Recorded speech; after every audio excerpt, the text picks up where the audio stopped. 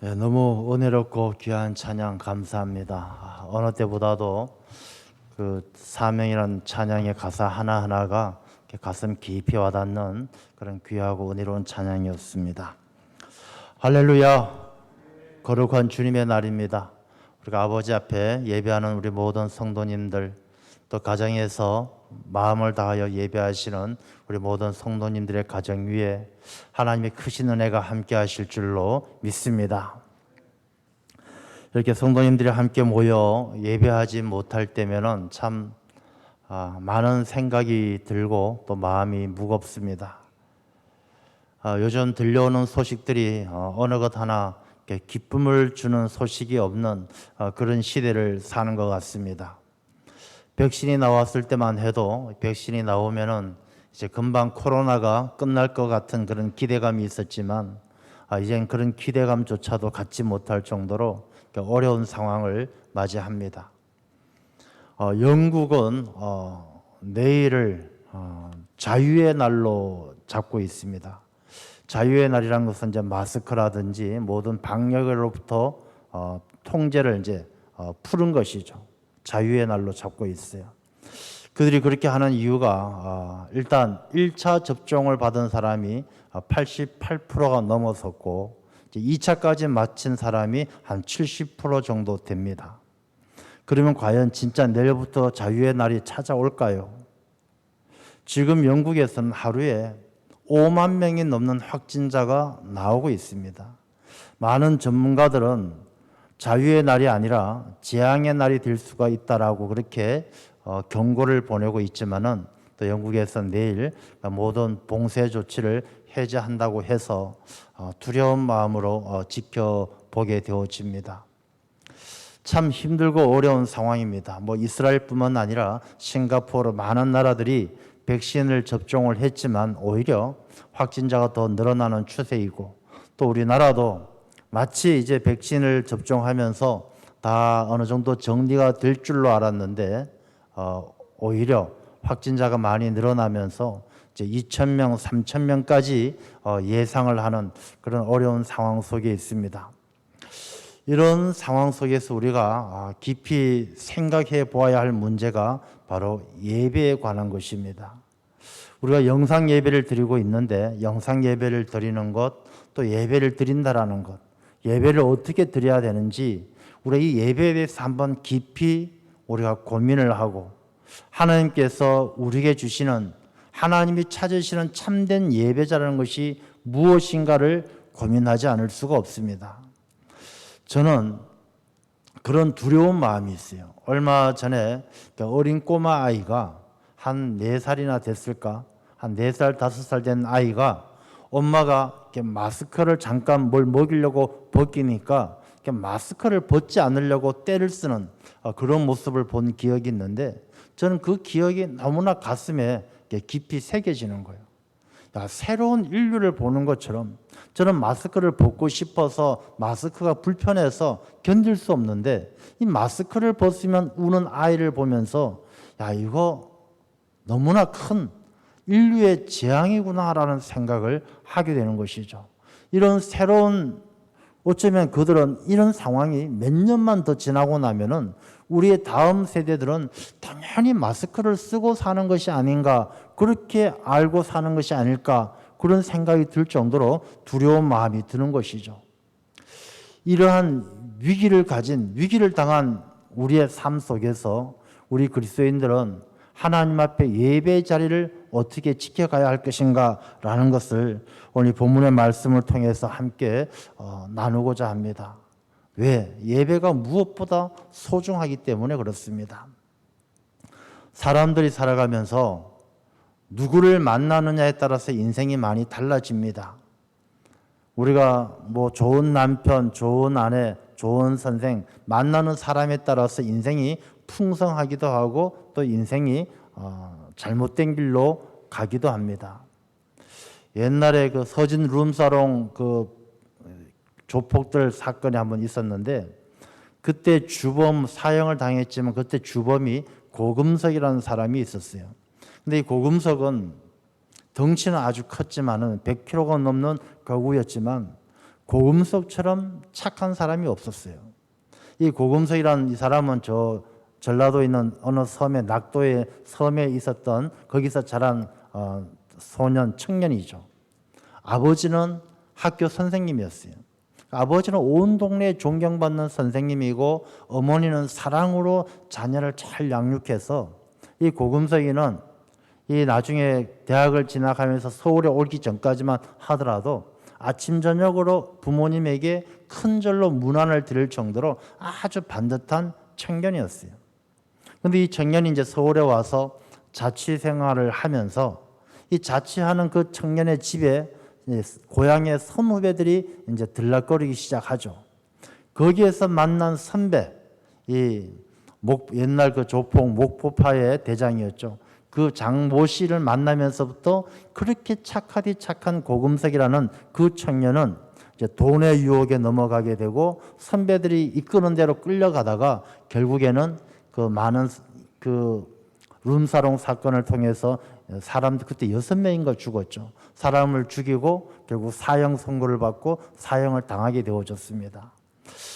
그 사람이 나중에 이제 물론 뭐 불교에 귀의를 해서 이렇게 쓴 글들을 제가 읽어보았는데 그 사람의 본성은 참 착한 사람이었어요. 그러나 한순간에 잘못된 만남을 통해서 한 2년, 불과 2년 사이에 인생이 그렇게 착하고 모범적이던 청년이 사형수화되어서 사형 집행을 받고 사형장에서 이슬로 사라지는 것을 보면서 우리가 누구를 만나느냐 하는 것이 얼마나 귀한지 다시 한번 생각하게 되는 것이죠. 그런데 말입니다. 우리가 살아가면서 많은 만남이 있지만 이 세상에서 만나는 사람들과의 만남은 우리 인생의 근본적인 문제를 해결해 주지를 못해요. 오늘 본문의 말씀에 나오는 사마리아 여인도 보면은 남편이 5이나 있었잖아요. 이 남편이 5이나 있었는데 이 남편이 5이나 있었고 지금 있는 남편도 자기 남편이 아니라고 말한다는 것은 많은 남편을 만났었는데 이 여인이 남편을 만날 때마다 인생이 행복해졌을까요? 아마 인생이 행복해지고 인생이 즐거웠으면 5명, 6명 만날 이유도 없었겠죠. 세상에서 많은 만남을 가지지만 그 만남은 자기 자신이 가지고 있는 근본적인 문제를 해결해 주지는 못하는 것입니다. 우리 인생은요, 살아가면서 늘 내 마음속에 알 수 없는 불안이 있고 두려움이 있고 내 삶이 내 마음대로 되지 못하는데 낙심을 가지고 살아갑니다. 우리 인생의 근본적인 문제를 해결하고 내 삶이 자유롭고 기쁨으로 살아갈 수 있는 삶은 누구를 만나면서부터 시작되어지느냐? 예수님을 만나면서부터입니다. 오늘 본문의 말씀은 그것을 먼저 우리에게 교훈해 주고 계셔요. 예수님을 만나지 않고는 사마리아 여인처럼 5명이나 남편을 두고 지금 남편도 자기 남편이 아닌 것처럼 세상에 아무리 좋은 사람 만나고 아무리 힘 있는 사람 만나고 세상에 아무리 뭐 권력과 명예를 의지하고 산다 하더라도 그 땡볕에 우물가에 물을 길러 나오는 것처럼 사람들의 눈을 피하고 자기의 본질적인 외로움과 자기의 연약함은 이겨나갈 수가 없는 것입니다. 예수님을 만날 때 우리 인생이 달라지게 될 줄로 믿습니다. 왜 그러느냐? 왜 예수님을 만나야 되느냐? 다른 힘있고 잘난 사람, 능력 있는 사람 만나면 내 인생에 별 도움이 안 되고 왜 예수님을 만나야 되느냐? 이유가 있는 것이죠. 여러분, 우리 인생에서 가지고 있는 수많은 문제의 가장 본질적인 그 뿌리, 문제의 깊은 뿌리에는 뭐가 있을까요? 우리 모든 인생에 살아가면서 당하는 외로움과 고통과 아픔, 질병과 수많은 일들의 가장 근본적인 문제는 하나님과의 관계에 있어요. 하나님과의 관계에 문제가 있으면요, 늘 인생 가운데 살아가는 날들이 소망이 절망이 되고 하나님과의 관계에 문제가 생기면 기쁨이 슬픔이 되는 거예요. 하나님과의 관계에 문제가 생기면 어떤 일도 우리의 마음을 기쁘게 해줄 수가 없고 우리에게 만족함을 줄 수가 없어요. 하나님을 만나지 못한다면, 하나님의 관계에 문제가 있다면 우리의 마음은 악한 영들이 주장하고 이기적인 생각들이 주장해서 채워지지 않는 욕심으로 몸부림치며 살기 때문에 늘 못마땅해요. 불평이 생기고 불만이 생기고. 여러분 한번 생각해 보십시오. 여러분들이 가지고 있는 많은 문제들, 친구와의 문제, 신앙생활의 문제, 불평하고 불만이 생겨요. 못마땅해요. 짜증이 나요. 왜 그럴까요? 진짜 문제가 있어서 그렇겠습니까? 아니에요. 내 마음속에 하나님과의 관계가 바로 서 있지 못하기 때문에 모든 것이 짜증스럽고 불평스러운 거예요. 근데 이 하나님과의 관계의 문제를 해결해 주실 수 있는 분은 예수님밖에 없기 때문에 예수님을 만나야만이 우리 인생이 바뀌게 되는 줄로 믿습니다. 오늘 본문의 말씀은 우리에게 그것을 알게 하시는 거예요. 아무리 세상에 힘 있고 능력 있는 사람 만나도 인생 사는 게 재미가 없고 다른 사람 꼴도 보기 싫고 사람이 무섭고 사람이 싫고 외롭고 그렇게 살아가던 사마리아 여인이 예수님을 만나면서부터 인생이 달라지는 거예요. 여러분 우리가 코로나19로 힘들고 어려운 시간들을 보내고 있습니다. 짜증스럽고 원망스러운 시간들을 보내고 있습니다. 우리의 이 모든 일들의 가장 근본적인 것은요, 뭐 방역에 실패했다, 우한 연구소가 문제다, 아니에요. 정말 근본적인 문제는 우리가 다시 한번 하나님과의 관계를 우리가 깊이 생각해야 될 때예요. 내가 하나님과의 관계에 문제가 있으면요, 이 어려움들을 이겨나갈 수가 없습니다. 우리가 이 어려운 때에 예수 그리스도를 만남으로 하나님과의 관계가 회복되어지고 화평을 이루는 성도들이 되어야 할 줄로 믿습니다. 우리가 그렇게 하나님과의 화평을 이룬다는 것은 예수님을 만나고 예수님을 통해서 예배하는 삶을 배우면서부터예요. 오늘 이 사마리아 여인도 이 예배에 대해서 깨닫게 되어지면서 삶이 달라지는 것이거든요. 물동이를 집어던지고 마을로 뛰어가는 것입니다. 왜? 이 예배는 하나님과의 관계가 회복되어졌다는 것을 확인하는 자리이고 하나님과의 관계가 더욱더 화평을 이루는 자리가 바로 예배의 자리이기 때문에 그렇습니다. 오늘 본문의 말씀을 다시 한번 우리가 깊이 나누어 보게 되면 먼저 이 여인의 얼마나 힘든 시간들을 보냈을까라는 것을 알 필요가 있습니다. 왜냐하면 이 여인은 바로 우리를 예표하는 거예요. 우리를 대신해서 표현하는 그런 존재가 이 사마리아 여인이에요. 이 사마리아 여인은 사마리아라는 말을 붙였는데 사마리아는 북이스라엘의 수도였죠. 이 북이스라엘의 수도였는데 사마리아라는 이 단어 자체는 유대인들에게는 저주받을 단어예요. 꼴도 보기 싫은 단어예요. 왜냐하면 이 사마리아가 물론 예전부터 그러했지만 예전부터 이 북이스라엘이 단과 베델에다 금송아지를 만들고 우상을 섬기면서 이 남유다 유대인들로부터 멸시를 당했지만 결정적으로 아수르의 멸망을 당하고 나서 아수르가 3만 명이 넘는 아람 이방인들을 사마리아 쪽으로 이주를 시키고 사마리아 유대인들을 다른 곳으로 흩어지게 하면서 완전히 혼혈 정책을 써서 피를 섞어버렸죠. 그러니까 순수한 유대인의 혈통을 잃어버린 사마리아 사람들은 유대인들에게 있어서는 조롱과 멸시의 대상이었어요. 사마리아 출신이라 그러면은 인정도 안 해주고 사람 취급도 안 했어요. 그런 사마리아 여인을 오늘 본문의 말씀 앞에 보면 예수님께서 찾아오신 거잖아요.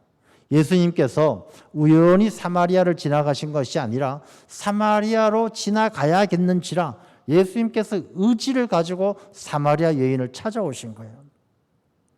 이 사마리아 여인은 바로 우리 인류를 이야기하는 것입니다. 우리가 세상과 뒤섞여서 하나님을 제대로 섬기지 아니하고 죄악 가운데 살아가는 우리를 찾아오신 주님을 예표해 주시는 것이죠. 그래서 주님께서는 이 사마리아 여인을 찾아오셨어요.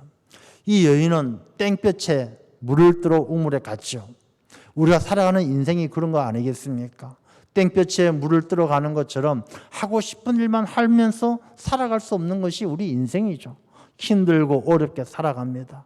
코로나19가 우리의 삶을 짓눌러도 살아가야 되는 것이 우리 인생이죠. 자영업자들이 밤늦게 자가용을 가지고 시위하는 것을 보면 가슴이 먹먹하죠. 지금 명동에 나가보면요, 그야말로 이 상가들이 다 비어 있어요.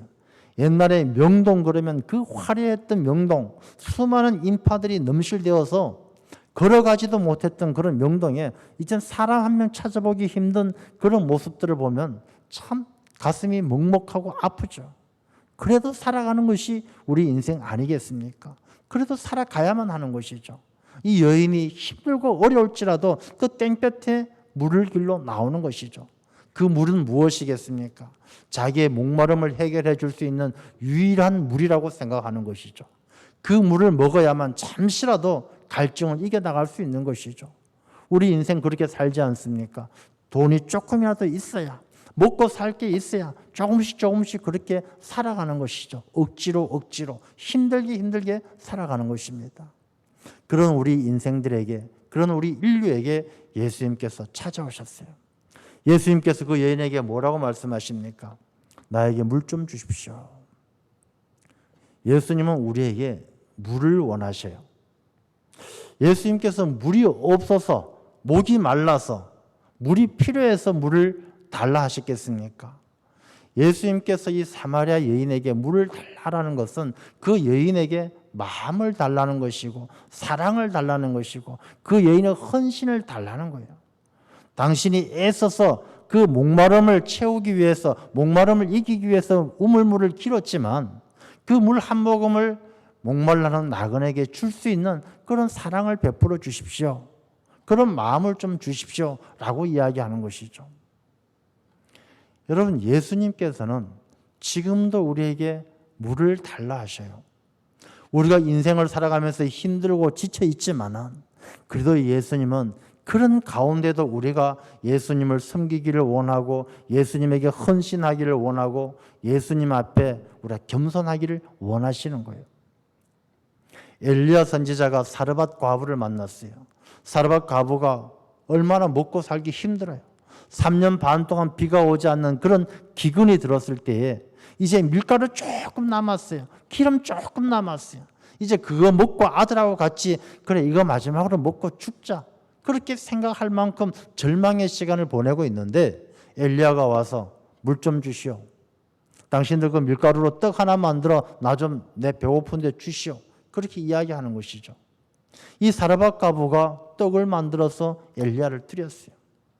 하나님께서 엘리야를 통해서 사르밧 과부에게 그 3년 반 동안 비 한 방울 오지 않는 그 어려운 때에 기름과 밀가루가 떨어지지 않도록 하나님께서 복 주셨어요. 예수님께서 우리에게 물을 달라, 우리에게 시간을 달라, 우리에게 헌신을 해라 라고 요구하는 것은 우리를 더 힘들게 하고 더 어렵게 하기 위해서가 아니라 우리에게 먼저 깨닫게 하기 위해서요. 이 사마리아 여인이 우물물을 길러 오지만 그 물만 가지고는 인생이 달라지지 않고 그 물만 가지고는 인생이 기쁨으로 살아갈 수 있는 인생이 될 수가 없다는 것을 깨닫게 하시기 위해요. 두 번째는 예수님께서 그 사마리아 여인에게 복 주시기 위해서요. 우리에게 복 주시기 위해서요. 우리가 우물물을 길러가는 것처럼 힘들고 어려운 가운데도 돈 버는 일, 인생을 살아가면서 즐거운 일, 그런 일을 찾으러 다니지만 예수님께서 우리에게 원하시는 거예요. 너의 그 시간을 나에게 달라. 너 그 물질을 내게 바쳐라. 너 헌신을 내게 바쳐라. 예수님께서 말씀하시는 것이죠. 여러분, 코로나19로 어렵고 힘들지만 땡볕에 물을 길러 가는 것 같지만 힘든 인생을 살아가는 우리들이지만 우리가 주님께서 우리에게 하시는 말씀을 결코 외면해서는 안 된다는 것입니다. 이 가운데도 더 소중하게 우리가 주님을 섬겨야 되고 주님에게 내 마음을 드려야 되고 주님을 붙들어야 되는 것입니다. 왜? 그것이 주님께서 우리를 하나님과의 관계를 회복시켜 주셔서 우리의 삶이 넘쳐나는 생명수로 주님께서 우리에게 부어주시는 놀라운 은혜의 삶으로 바꾸어 주시기 위함이라는 것을 우리가 깨닫고 알아야 된다는 것입니다. 그런데 이 여인은 그렇게 이야기하죠. 당신이 왜 내게 물을 달라 합니까? 당신은 유대인인 당신이 유대인이 왜 내게 물을 달라 하십니까? 당신은 나를 멸시하고 미워하는 유대인이 아닙니까? 이 여인은요, 예수님을 메시아인 것을 깨닫지 못하고 구세주인 것을 깨닫지 못하고 유대인인 것만 아는 거예요.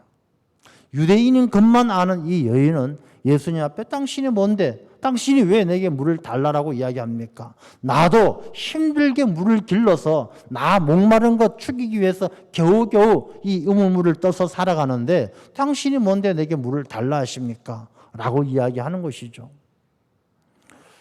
여러분, 어쩌면 우리가 이 사마리아 여인 같은 생각 갖고 있지 않습니까? 우리가 신앙생활 하면서도 예수님께서 우리에게 물을 달라라고 말씀하시는 것처럼 당신의 시간을 내게 주시오. 주님의 나라를 위해서, 하나님 나라를 위해서 헌신하십시오. 그런 요구를 받을 때에 우리가 예수님을 제대로 알지 못한다라면, 유대인인 것만 안다라면, 그러니까 예수님이 훌륭하신 분은 알겠지만 그분이 내 삶을 바꾸어 놓을 만한 능력이 있다는 것을 알지 못하는 그런 사람들이라면, 내가 왜 교회 나가주는 것만 해도 감사할 줄 알아야 되지 뭘 자꾸 더 요구하십니까? 뭘 더 충성하라고 이야기하시고 뭘 더 열심히 하라고 이야기하시고 뭘 더 자꾸 나오라고 이야기하십니까? 어쩌면 이 사마리아 여인 같은 마음이 우리에게도 있을지 모른다는 것이죠. 당신이 뭔데 내게 물을 달라 합니까? 예수님께서 이야기하시죠. 내가 누구인 줄 알았다라면 너가 내게 물을 달라고 했을 것인데 너 남편 데려와라. 그렇게 이야기합니다. 예수님께서 이 여인에게 그렇게 남편을 데려오라라고 말씀하신 이유가 무엇이겠습니까? 너 인생을 내게 가져오라는 거예요. 이 여인에게 있어서 5명의 남편은 이 여인의 인생이에요. 자기가 살아온 삶의 발자취예요. 여러분, 남편 5명이 있었다는 것을 우리가 한번 짐작해 볼 수 있지 않겠습니까? 이 여인이 첫 번째 결혼할 땐 어떤 남자랑 결혼했을까요? 잘생긴 남자랑 결혼했을 수 있겠죠. 잘생긴 남자, 장동건이 같은 남자, 그런 남자와 결혼했는데 얼굴만 허대만 멀쩡하지 이 사람이 폭력적인 성향이 있어서 때리고 힘들게 하고 아마 그랬을지도 모르죠. 그래서 이 여인이 얼굴만 뜯어먹고 살 것이 아니라 사람의 인성이 좋아야 돼. 많이 배워야 돼. 그래서 박사, 교수 이런 사람하고 결혼했을 수도 있겠죠. 막상 결혼해 보니까 이 사람이 참 지식은 좋고 아주 아는 건 많은데 그냥 부인을 멸시하고 무식하다라고 말도 안 해주고 아는 척도 안 하고 우리가 많이 배운다고 해서 인격이 훌륭한 것은 아니죠. 아마 이 여인이 더 큰 상처를 받았을 거예요. 그래서 자기를 사랑해주는 남자가 좋았겠죠. 자기를 사랑해주는 남자를 만나 또 결혼했어요. 그런데 자기를 사랑해 주는데 사랑만 하면 뭐 하겠습니까? 능력도 없고 할 줄 아는 것도 없고 오히려 인생이 짐이 되는 거예요. 우리가 이 세상에서 사랑하는 사랑은 잠깐인 것 아니에요. 이 사랑이 영원한 사랑이 어디 있겠어요? 시간이 지나서 사랑이 식으니까 인생의 짐이고 너무나 힘들게 하는 것이죠. 사랑만 먹고 살 것이 아니다. 돈이 있어야 돼. 돈 많은 사람하고 결혼했어요. 이 돈 많은 사람하고 결혼하면 행복할 줄 알았는데 이 돈만 많았지 구두쇠예요. 자린고비예요. 쓸 줄을 몰라요. 돈이 많은 게 행복한 것이 아니라 돈이 많은 게 더 걱정거리고 더 불평거리가 되는 거예요. 아마 이 여인이 살아온 인생이 그랬을지도 모를 일이죠. 이 여인만 그랬겠습니까? 여러분, 우리가 주님 앞에 서 있는 우리 자신을 한번 생각해 보면요. 우리가 남편 5이나 있었던 이 여인 다를 바가 없죠. 우리는 어떤 때는 외모가 최고인 줄 알고 살아가고 돈 많은 게 최고인 줄 알고 살아가고 많이 배우는 게 최고인 줄로 알고 살아가고 우리가 그렇게 살아왔던 모습들이 사마리아 여인과 다를 바가 없죠. 예수님께서 말씀하시죠. 그래, 너 말이 맞다. 5명의 남편도 너 남편이 아니고 지금 있는 남편도 너 남편이 아니다. 너가 의지하고 너가 믿고 모든 것을 맡길 만한 것이 아니라는 것이죠. 돈도 외모도 권력도 지식도 세상에 내가 최고인 줄 알고 믿었던 것들이 그게 전부가 아니라는 것이죠. 그 남편 데려오라 남편이 아니라는 것이죠. 우리가 살아가면서 만족하면서 살아갑니까? 어떤 통계를 보니까 우리나라 대한민국 사람들이 자기 삶에 만족하십니까? 라고 물어봤더니 만족한다, 만족하지 못한다 그 물어봤더니 만족하지 못한다는 사람들이 78%예요. 여러분 우리나라 같이 좋은 나라가 사실 없죠. K-팝, K-드라마 해서 뭐 온 세계가 지금 난리잖아요. 뭐 BTS가 그 뭐 빌보드 차트에서 뭐 1위를 뭐 7주간 하고 8주간 하고 세계 신기록을 쓰고 온 세계가 막 난리예요. 그래서 외국에서는 한국어를 배우려고 난리를 쳐요. 한국에 온 사람들은 한국이 최고라고 그래요. 치안도 제일 좋고 살기 좋고 다 좋다고 이야기해요. 근데 정작 이 땅에 살아가는 사람들은 만족함이 없어요. 불만이에요. 우리가 이 세상을 살아가면서 대한민국에 살면서 진짜 먹고 싶은 것, 입고 싶은 것 얼마나 좋은 세상인데 만족함을 모르는 거예요. 우리 인생은 그런 것이죠. 우리 인생은 아무리 많은 것을 가져도 아무리 좋은 것을 가져도 결코 만족할 수 없어요. 우리가 예수님을 만나서 하나님과의 관계가 회복되지 않고는 남편이 5이나 있어도 예수님을 만나기 전에는 아무 소용이 없었던 거예요. 허밍웨이가 나중에 자살을 하면서 자기 유서에 그런 글을 썼어요. 내 인생은 이 전구에 필라멘트가 없는 그런 전구와 같았다. 그렇게 적었어요. 이 전구에 필라멘트가 없으면 불이 안 들어오는 것이죠. 빛이 밝혀지지가 않는 거예요. 허밍웨이도 자기 인생을 열심히 살았지만 이 알맹이 없는 인생을 살았다고 고백하는 것이죠. 여러분 우리 인생이요. 남편이 5이나 있는 것처럼 세상에 아무리 좋은 것 원하는 것 다 가져도 예수님을 만나서 하나님과의 관계가 회복되지 않으면 아무 소용이 없다는 것입니다. 이제 이 여인은 그 이야기를 듣고요. 당신은 선지자입니다. 영적으로 눈이 뜨여지는 거예요. 예수님을 만날 수 있는 기회가 찾아온 거예요. 그래서 예수님을 만나서 이 여인이 당신은 선지자입니다 라고 이야기할 때 이 여인의 가장 첫 번째 관심은 무엇이었느냐? 그 관심이 우물물밖에 없었는데 관심이 이젠 예배로 옮겨가는 거예요. 육신의 사람, 육적인 삶은 남편이 5이나 있고 남편을 의지하며 살았던 사람들은 관심이 우물물밖에 없어요. 내 육신의 목마름을 채워줄 우물물밖에 없지만 이제 영적인 삶을 시작하는 예수님을 만난 사람들의 첫 번째 관심은 바로 예배예요. 예배. 이 예배가 왜 믿는 자들의 처음 관심이냐? 예배가 신앙의 중심이에요. 여러분 신앙생활 잘하느냐 못하느냐 뭘 보면 아느냐? 예배 생활을 보면 알아요. 여러분 예배는 하나님과의 만남의 시간이고 하나님과의 관계를 확인하는 시간이에요. 근데 하나님과의 관계, 하나님과의 만남이 없이는 예배가 없는 신앙, 예배가 없는 믿음은 거짓된 거예요. 우리가 그런 이야기들을 흔히 합니다. 형식이 뭐 중요하냐? 본질이 중요하지. 맞습니다. 본질이 중요합니다. 그런데 본질이 중요한 만큼 형식이 중요해요. 왜냐하면은 이 본질은 형식 없이는 본질이 망가지게 되어져 있어요.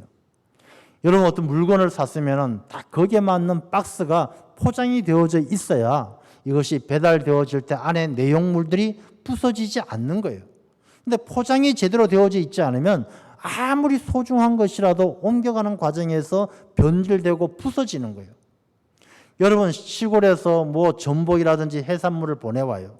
그걸 아이스팩을 넣고 막 보관을 냉동 보관을 해서 보내야 그 내용물이 변질되지 않는 것이지 그걸 보낼 때 그냥 대충 비닐봉지에 넣어서 이 뜨거운 날 2박 3일 걸려서 오면은 안에 게 다 썩고 냄새나서 먹지를 못해요.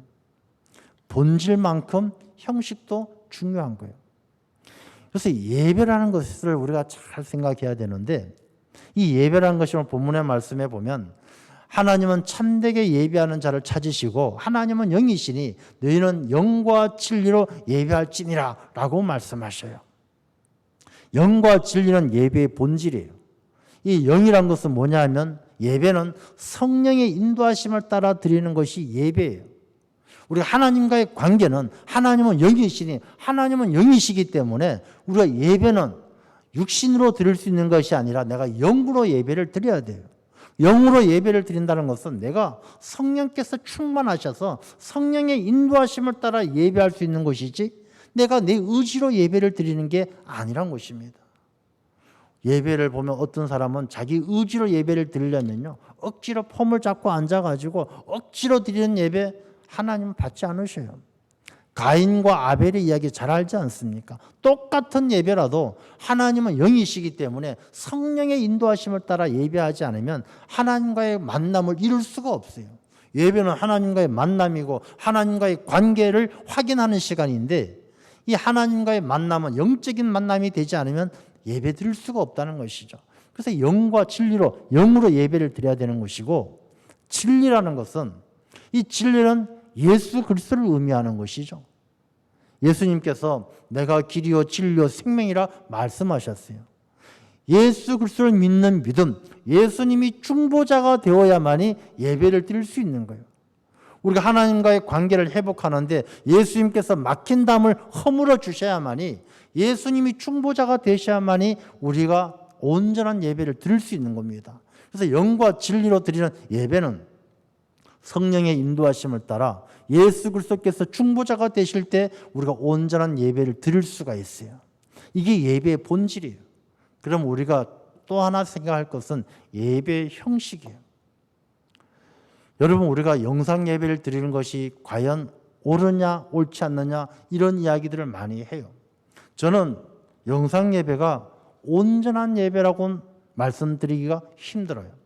예배의 본질은 있지만 우리가 이 포장이 잘못되어져 있으면 이 본질이 변질될 수 있다는 것을 생각해야 된다는 것입니다. 저는 우리가 이 역병이 창궐하는 이 어려운 때에 어쩔 수 없이 영상 예배도 드리고 여러 가지 어려운 상황 속에 있지만 우리가 이 시간이 길어지면요, 이 내용의 본질이 상하는 거예요. 우리가 잠깐 신선한 이 해물들이 포장이 잘못되어졌을 때 잠깐 있는 거는 괜찮지만 그게 시간이 길어지면 썩어지고 냄새가 나는 것처럼 우리가 정말로 어느 때보다도 우리가 간절히 기도하면서 이 예배가 회복되어질 수 있도록 힘써야 되는 것이죠. 영과 진리로 드리는 예배가 그냥 우리가 가정에서 드리고 어디서 드리는 것도 어쩔 수 없는 상황이긴 하지만 하나님께서 정하신 법이 있는 거예요. 하나님께서 모이게 힘쓰라라고 말씀하셨고, 예배는 함께 모여 찬양하고 기도하고 하나님의 백성된 무리가, 성도들이 공동체인 것을 확인하는 성도의 교제가 있는 자리가 바로 예배의 자리예요. 그래서 우리가 이 어려운 상황 속에서 어쩔 수 없이 영상 예배를 드리고 비대면 예배를 드리지만 이것을 그냥 당연하게 받아들여서는 안 된다는 것입니다. 정말로 아픈 가슴을 안고 땅을 치며 눈물로 기도하며 우리가 하루속히 예배 자리가 회복되어질 수 있도록 기도해야 한다는 것입니다. 우리가 영과 진리로 드리는 예배, 우리가 그 예배가 하나님께 온전히 드려지기 위해서는 우리가 성전을 회복해야 되고 모이기에 힘써야 한다는 것입니다. 히브리서에 보면 마지막 때가 되면은 이 모이기를 피하는 자들의 그런 어떤 자들의 습관을 따르지 말라 그랬어요. 이게 모이지 않으면 이게 습관이 되는 거예요. 제가 아까 말씀드린 것처럼 우리 조그만 아이들이 마스크를 쓰는 게 습관이 되어서 벗으면 울게 되는 것처럼 어쩌면 영상 예배를 드리고 비대면 예배 드리는 것이 습관이 되어서 하나님 앞에 모이기에 힘쓰고 하나님 앞에 온전한 예배가 드려지는 것이 어려운 상황이 될지도 모른다는 그런 두렵고 절박한 마음이 있는 것이죠. 우리가 이러한 때에 더욱더 우리가 정신 바짝 차리고 예배 자리가 얼마나 귀하고 소중하고 복된 자리인지, 이 자리는요 하나님께서 우리 복 주시기 위해서 만들어 주신 자리예요. 하나님께서 이 자리를 통해서 우리에게 슬픔이 기쁨이 되고 우리에게 낙심이 소망이 되게 하시기 위해서 예수 그리스도를 이 땅에 보내시고 예수님을 통해서 이루어 주신, 만들어 주신 자리가 바로 예배의 자리예요. 이 귀한 예배의 자리가 영과 진리로 드리는 예배의 자리, 우리가 하나님을 깊이 만날 수 있는 복된 자리가 되어질 수 있도록 우리가 온전한 예배의 회복을 위해서 힘써야 될 줄로 믿습니다. 그래서 우리 성도님들이 예배의 승리자가 되는 것이 신앙의 승리자요, 세상을 이기는 하나님의 자녀가 되는 것이다 라는 것을 잊지 마시고 예배의 끈을 놓지 마시고 예배의 성공자가 되는 귀한 은혜가 있으시기를 주님의 이름으로 축원합니다. 기도하겠습니다.